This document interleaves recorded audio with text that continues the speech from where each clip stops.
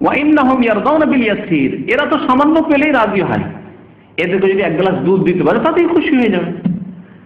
এইসব এত দেওয়ার কি প্রয়োজন ছিল? ফাকাল আব্দুল্লাহ বিন ওমর, আব্দুল্লাহ বিন ওমর রাদিয়াল্লাহু তাআলা বললেন, ইন্না আবা হাযা কানা উদ্দান লি ওমর ইবনুল খাত্তাব, এই যে যাযাবর, যে বেদুইন, যাকে আমি গাধা দিয়ে দিলাম, আমার পাগড়ি দিয়ে দিলাম, আমি সম্মান করলাম, এর বাবার সাথে আমার পিতা ওমর ইবনে খাত্তাব রাদিয়াল্লাহু তাআলা আনহুর অত্যন্ত গাঢ় বন্ধুত্ব ছিল, ভালোবাসা ছিল। আমার আব্বার ভালোবাসা যে ওর বাবার সাথে ছিল, এর শ্রদ্ধা করতে গিয়ে আমি তা করলাম। তারপরে ওয়াইন্নি সামিআতু রাসূলুল্লাহ সাল্লাল্লাহু আলাইহি ওয়াসাল্লাম, আমি আল্লাহ রাসূল সাল্লাল্লাহু আলাইহি ওয়াসাল্লামকে বলতে শুনেছি, ইন্না আবাররাল বিররে, সবচাইতে বেশি বাবা মায়ের খেদমত হচ্ছে সিলাতুর রাজুলি আহলা উদ্দি আবিহি, বাবা মায়ের বন্ধু বান্ধবীদের সাথে সদাচরণ করা। এটি হচ্ছে মাতা পিতার হক আদায় করা তাদের ইন্তেকালের পরে। মাতা পিতা নেই কিন্তু মায়ের বান্ধবী আছে, আব্বা নেই বিদায় নিয়েছে ইন্তেকাল করেছেন কিন্তু তার বন্ধু আছে, তার যাদের সাথে ঘনিষ্ঠ চলাফেরা ছিল তারা আছে, তাদের সাথে সদাচরণ করা, এটি হচ্ছে বড়ই নেকির কাজ এবং মাতা পিতার খেদমতের শামিল।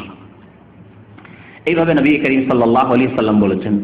তাই আব্দুল্লাহ বিন ওমর তার এই আচরণ দেখালেন একজন বেদুইনের সাথে। এর দ্বারা বোঝা গেল যে মৃত ব্যক্তির জন্য আরেকটি করণীয় হচ্ছে যে মৃত ব্যক্তির আত্মীয় স্বজন যারা আছে তাদের সাথে সদাচরণ করা। এখানে একটি কথা মনে পড়লো যেটি অত্যন্ত গুরুত্বপূর্ণ। আমরা অনেকেই মা বাবা যতদিন বেঁচে থাকে ততদিন ছোট ভাই বোনদের খুব খাতির করি, কেন মা বাবা নারাজ হয়ে যাবে ভয় আমাদের কিন্তু একটা আছে যে মা যদি নারাজ অসন্তুষ্ট হয়ে যায়, বাবা যদি অসন্তুষ্ট হয়ে যায়, সেই জন্য কেন জীবদ্দশায় আছে। আর যদি দেখে ছোট ভাইকে আপনি খরচ দেন না, ছোট ভাইকে আপনি পড়াশোনার পয়সা দেন না, ছোট ভাইকে আপনি খেতে দেন না, হ্যাঁ, বা গরিব ভাই, একটা গরিব ভাই আছে, আপনি মাশাআল্লাহ পয়সাওয়ালা হয়ে গেছেন, তাহলে হয়তো মা অসন্তুষ্ট হবে যে আমার এই ছেলে খেতে পায় না, আর ওই ছেলে সৌদি আরবে বড়লোকি করছে, এত টাকা পয়সা তার কাছে, এক পয়সা আমার ছেলেকে দেন। এই যে নারাজ হয়ে যাওয়ার ভয়, সেই জন্য কি করেন, ভাইকে দিন হয়তো, হ্যাঁ, বা আত্মীয় স্বজনদেরকে দেন যাদেরকে মা দিতে বলে, বাবা দিতে বলে, বা দিলে মা বাবা খুশি হয়। মা বাবাকে খুশি করার খাতিরে এই কাজগুলি করেন।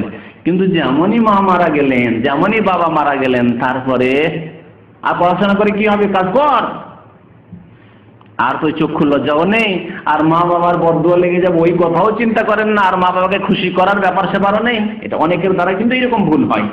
তখন আর ছোট ভাইকে খরচ দেওয়া বন্ধ করে দিলেন, হ্যাঁ, তখন বিবির কথা শুনতে লাগলেন, কি দরকার এত টাকা পয়সা দিবে, কি প্রয়োজন এসব, বিবির কথা শোনান, হোম মিনিস্টারের কথা শোনা শুরু করলেন, ভাইয়ের খরচ দেওয়া শুরু করে দিলেন।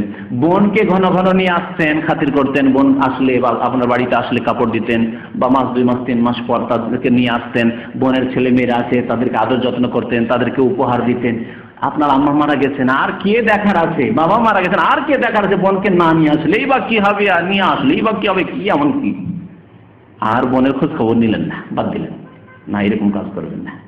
আব্দুল্লাহ বিন ওমর রাদিয়াল্লাহু তাআলা কোন সময় করলেন, বাবা বেঁচে থাকতে না বাবার ইন্তেকালের পরে? নবী করিম সাল্লাল্লাহু আলাইহি ওয়াসাল্লাম বলেছেন যে বাবার ইন্তেকালের পরে বাবার একটি হক আদায় হচ্ছে যে তার ঘনিষ্ঠ ব্যক্তিদের সাথে সুসম্পর্ক বহাল রাখা। তাহলে বোঝা গেল আম্মার ইন্তেকালের পরে, আব্বার ইন্তেকালের পরে যদি আত্মীয় স্বজন বা যাদের সাথে ঘনিষ্ঠতা আপনার থাকলে আব্বা আম্মা খুশি হতেন জীবদ্দশায়, তাদের সাথে সুসম্পর্ককে বহাল রাখা, তাদের খাতির করা, তাদের খেদমত করা, তাদের খোঁজ খবর নেওয়া, তাদের সাহায্য সহযোগিতা করা।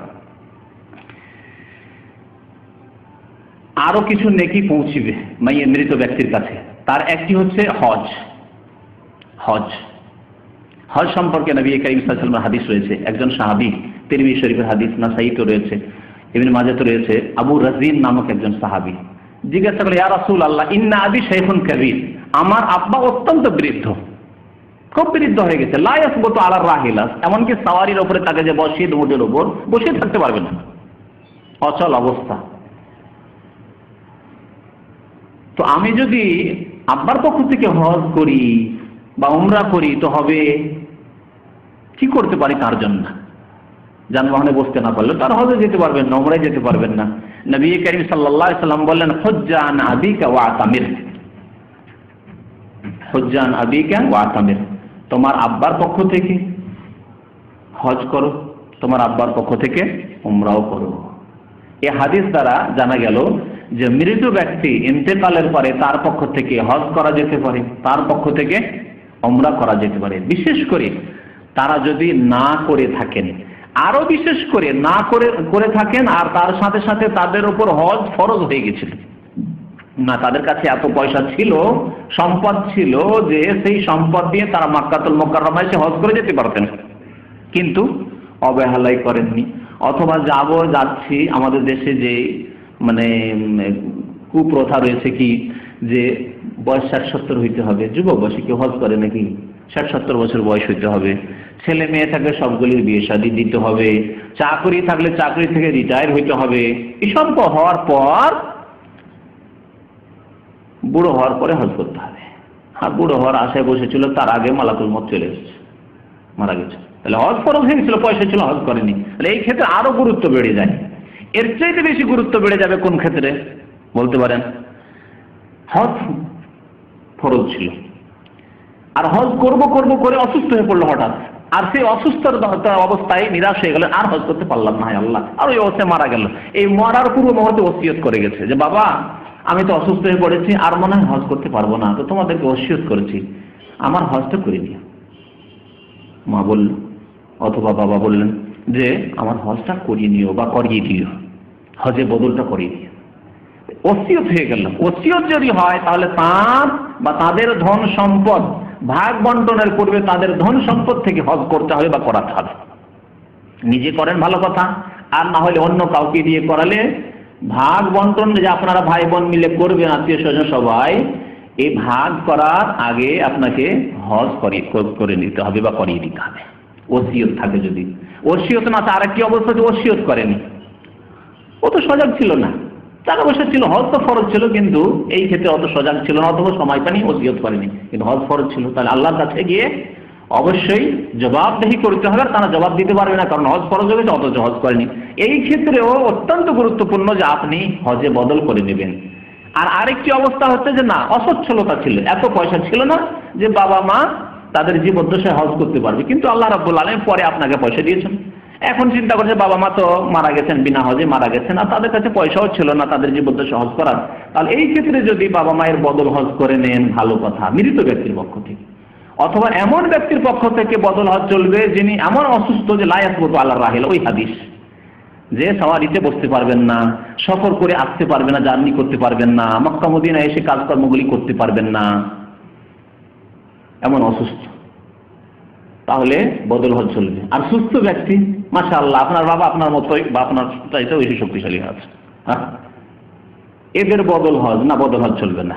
বাবাই হোক আর মাই হোক আর স্ত্রী হোক, নতুন বিয়ে শাদী করে এসে একটা বিবির হজ, বিবির ওমরা, অনেকে এরকম বদল হজ আর ওমরা করছেন, আবেগী হজ ওমরা, এগুলি বিদাতি হজ ওমরা, এই চলবে না, কারণ তিনি সুস্থ।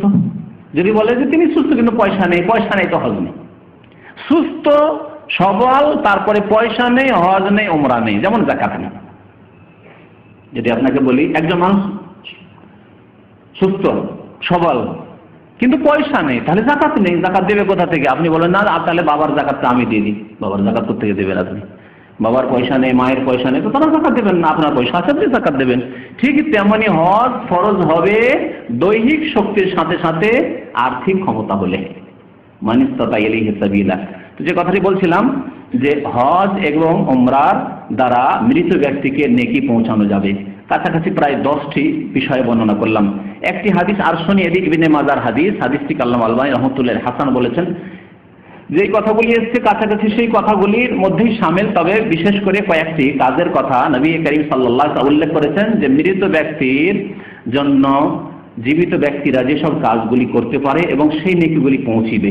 আবু হুরায়রা রাদিয়াল্লাহু তাআলা আনহু এই হাদিসটি বর্ণনা করেছেন, বলেন ক্বালা রাসূলুল্লাহ সাল্লাল্লাহু আলাইহি ওয়াসাল্লাম, নবী করিম সাল্লাল্লাহু আলাইহি ওয়াসাল্লাম ইরশাদ করেন, ইন্না মিম্মা ইয়ালহাকুল মুমিন মিন আমালিহি ওয়া হাসানাতিহি বাদা মাউতিহি।